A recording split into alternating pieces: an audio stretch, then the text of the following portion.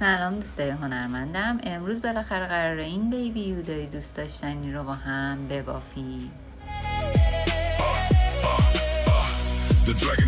وسایلی که برای شروع کار نیاز داریم: قلاب شماره 3 رنگ کاموا برای بدن و لباس عروسک، قیچی، سوزن و الیاف هست. خب کارمون رو با گرد بافی شروع میکنیم. 6 تا پایه روی حلقه میبافیم. آموزش گرد بافی رو به صورت کامل من توی ویدیو آموزش لبوبو براتون گذاشتم. اگه چیزی رو اینجا متوجه نشدید میتونید برید اون ویدیو رو کامل ببینید و نکاتی که اونجا گفتم رو رعایت کنید. قطعاً عروسک خیلی خوب و قشنگی خواهید داشت. حلقمون رو جمع میکنیم. توی رج دوممون میایم افزایش انجام میدیم و توی هر پایه 2 تا پایه میبافیم. در انتهای این رج ما 12 تا پایه داریم. توی رج بعد میایم یه دونه پایه میبافیم و یه دونه افزایش انجام میدیم. در انتهای رج ما 18 تا پایه خواهیم داشت. توی این رج که رج 4 هست ما میایم 2 تا پایه رو میبافیم و پایه 3 افزایش انجام میدیم. به همین ترتیب تا انتها پیش میریم و در آخر این رج 24 تا پایه خواهیم داشت. توی رج بعدی من میام 3 تا پایه رو ساده میبافم و روی پایه 4 افزایش انجام میدم. در پایان این رج ما 30 تا پایه خواهیم داشت. توی رج بعد میایم 4 تا پایه ساده میبافیم و توی پایه 5 یه دونه افزایش انجام میدیم. در انتهای کار ما 36 تا پایه خواهیم داشت. توی رج 7 5 تا پایه میبافیم به صورت ساده و توی پایه 6 افزایش انجام میدیم. در آخر این رج که رج 7 هست ما 42 تا پایه خواهیم داشت.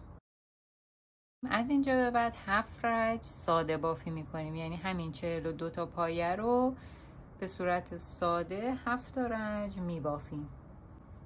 خب تا اینجای کار من ساده بافیامو بافتم. حالا از اینجا به بعد ما میایم کاهش انجام میدیم. توی رج اول ما میایم 5 تا پایه رو میبافیم و پایه 6 کاهش انجام میدیم و در انتها 36 تا دونه خواهیم داشت.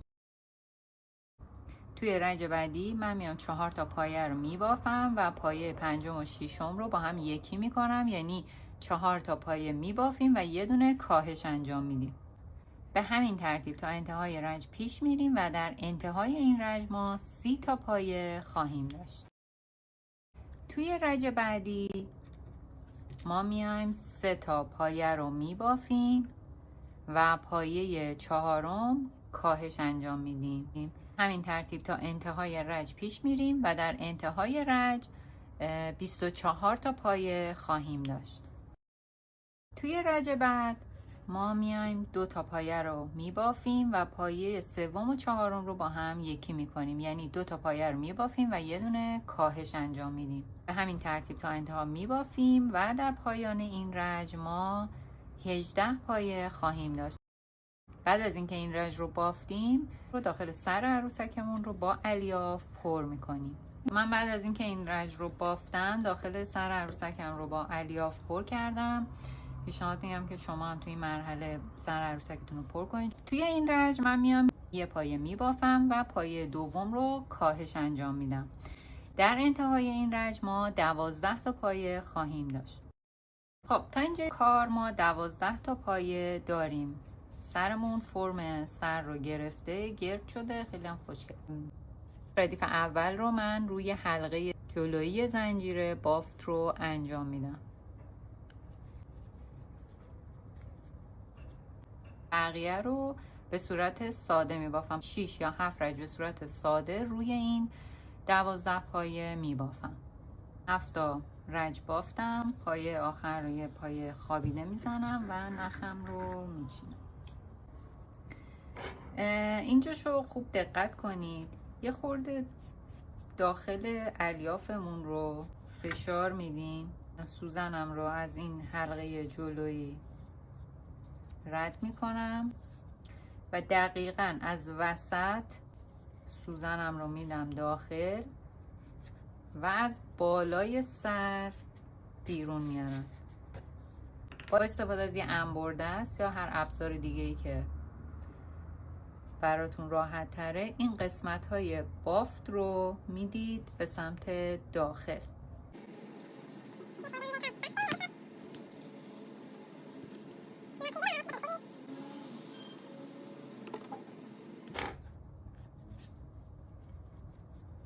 خب سر عروسک ما به این شکل در میاد که گردن عروسک داخل این حفره میره و سر عروسک ما حالت متحرک پیدا میکنه. این بدن عروسک ماست که من قبلا بافتم و پترن بافت بدن رو داخل توضیحات براتون گذاشتم. پس ما به این شکل سر عروسکمون رو متحرک کردیم به سمت بالا، پایین، چپ و راست. میتونیم بچرخونیمشون. برای بافت گوش ما با یه حلقه جادویی شروع میکنیم و 4 تا پایه کوتاه روی حلقه میبافیم. حلقه رو کامل جمع میکنیم. توی رج بعد میایم یه دونه پایه ساده میبافیم و پایه بعدی رو افزایش انجام میدیم.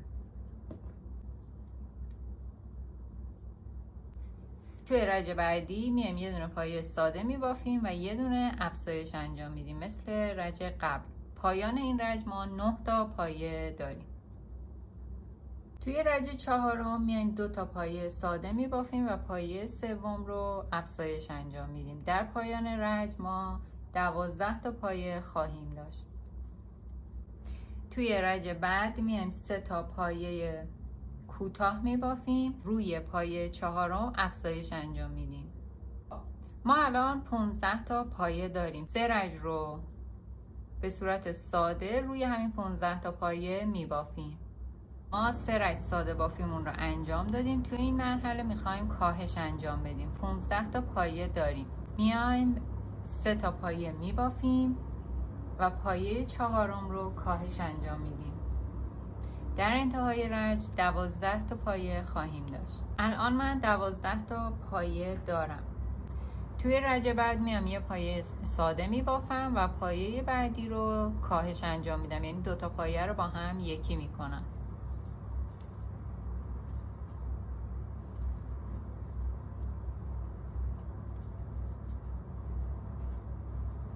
خب بافت گوش ما تموم شد. یه گوش های ما به این شکل حاضر شد. 2 تا گوش ببافید، یه دونه گوش به درد ما نمیخوره. گوش ها رو 2 طرف سر با سنجاق علامت میزنیم و بعد به سر میدوزیمشون. شما با شمارش رج ها میتونید وسط سر رو به دست بیارید. گوش ها رو دقیقاً توی این نقطه وسط سر میدوزیم.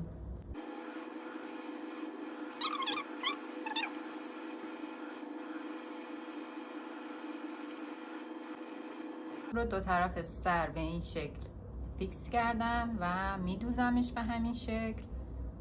خب من گوشا رو دوختم. الان میخوام جای چشا رو مشخص کنم. نقطه وسط بین گوش ها رو مشخص کردم. از این نقطه وسط 3 تا پایه میرم اینور. جای یکی از چشمام اینجاست و 3 تا پایه هم میرم اینور و جای یکی از چشمای دیگه من اینجاست. از پایه زیر این 2 تا نقطه یه نخ رو عبور میدم و به سمت عقب میکشم تا این قسمت صورتم یه خورده حالت فرو رفته پیدا کنه.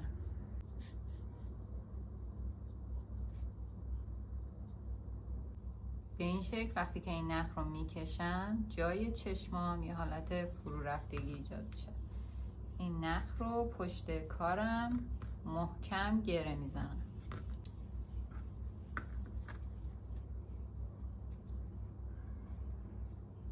جای چشمامم کامل مشخص شده. حالا من بعداً چشما رو میچسبونم. این قسمت میخوام بدن رو به سر متصل کنم. نخی که از قسمت گردنم باقی مونده رو وارد این حفره سرم میکنم و از بالا بیرون میارم. حالا نخ رو از قسمت وسطی سر طوری که دقیقاً از وسط این حفره بگذره دوباره عبور میدم. گردن رو جا میزنم و این نخه که این قسمت رو میکشم. سرم روی قسمت گردن فیکس شد. این نخی که اضافه است رو قسمت بافت گردنم یه چند تا کوک میزنم. چند تا کوک روی بدن میزنم. این سر روی بدن فیکس شد و دیگه در نمیاد. خب قسمت سر و بدنمون کامل شد و همینطور که میبینید این سرمون به طرفین میچرخه، بالا و پایین و طرفین میچرخه. حالا میریم سراغ لباس عروسکمون. برای لباس ما اول کارمون رو با 13 تا زنجیره شروع میکنیم. پایه اول رو نگه میداریم و از پایه دوم شروع میکنیم به بافت. یه دونه پایه کوتاه ساده میبافیم و پایه بعدی رو یه دونه افزایش انجام میدیم. در انتهای رج ما 18 تا پایه خواهیم داشت. توی رج بعد اول یه دونه پایه کوتاه میبافیم و برمیگردیم.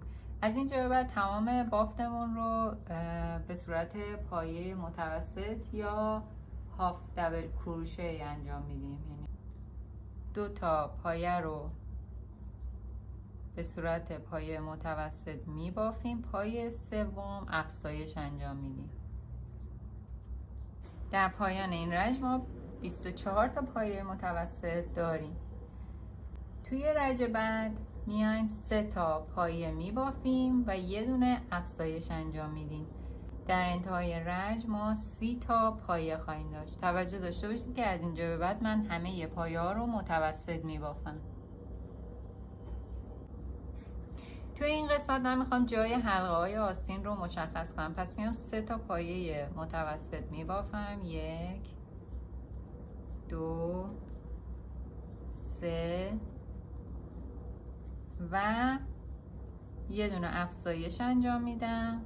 خب من 7 تا دونه رو میشمرم و نگه میدارم، یعنی نمیبافم و توی دونه 8 یه دونه پایه افزایشی انجام میدم. 1 2 3 4 5 6 7 هشتمی رو پایه متوسط میبافم و یه دونه هم همینجا افزایش انجام میدم. 6 تا پایه رو میبافم، دوباره یه افزایش انجام میدم. 7 تا پایه رو میشمارم نگه میدارم. 1 2 3 4 5 6 7 پایه 8 رو میبافم و افزایش انجام میدم روی همون پایه. 3 تا پایه باقی مونده رو هم میبافم. در انتهای کار ما 20 تا پایه داریم. رج بعدی این 20 تا پایه رو پایه متوسط میبافم. الان جای حلقه های آستین ما مشخص شده. یه بار توی تن عروسکمون چکش میکنیم به این شکل. توی رج بعد میایم 2 تا پایه متوسط میبافیم و یه دونه افزایش انجام میدیم. این کار تا انتهای رج ادامه میدیم و در آخر ما 26 تا پایه خواهیم داشت. توی رج بعد یه دونه پایه متوسط میبافیم، یه دونه افزایش انجام میدیم، 3 تا پایه متوسط میبافیم و یه دونه افزایش انجام میدیم. با همین 32 تا دونه ما انقدر میبافیم تا قد عروسکمون در بیاد، یعنی به اندازه قد عروسکمون میبافیم. به این شکل در میاد لباس ما. حالا میریم سراغ قسمت آستین. برای آستین ما میایم از این قسمت کار لباسمون یه دونه حلقه میگیریم و یه زنجیره میزنیم.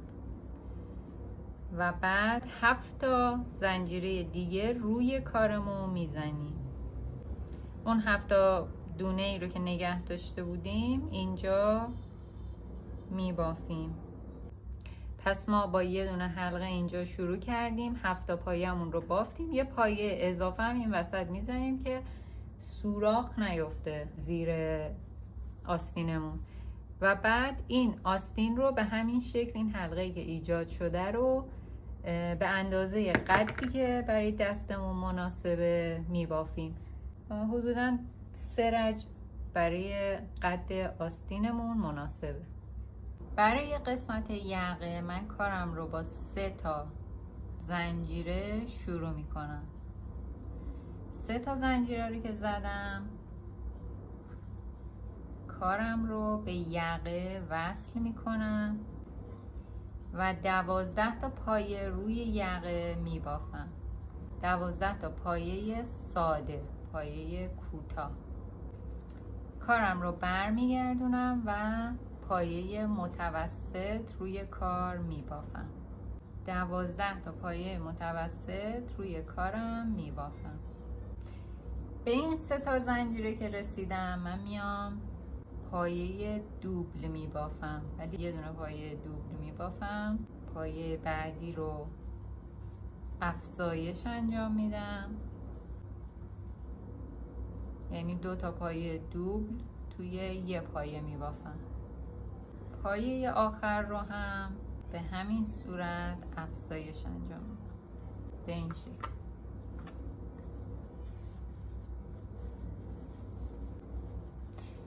لباسمون به این صورت در اومد. جلوی لباس رو با نخ قهوه‌ای میدوزیم و این قسمت کرم رنگ رو روی یقه میکشیم به این شکل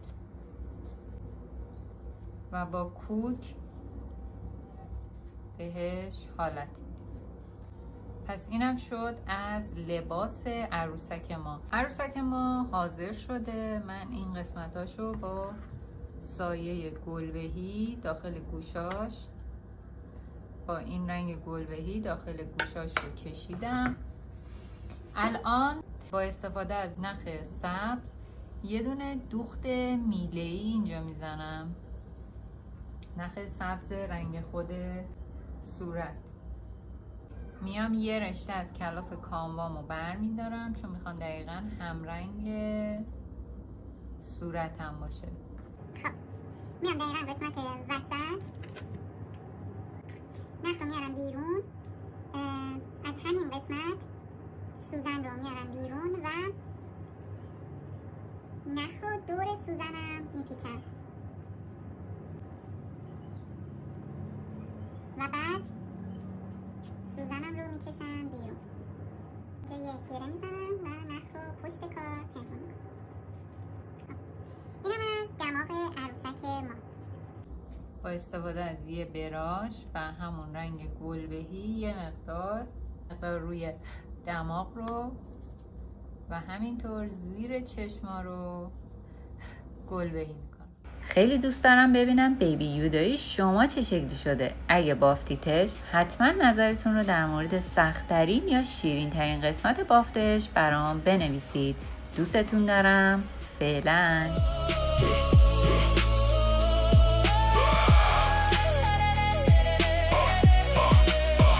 The Dragon Crow cuts the grave.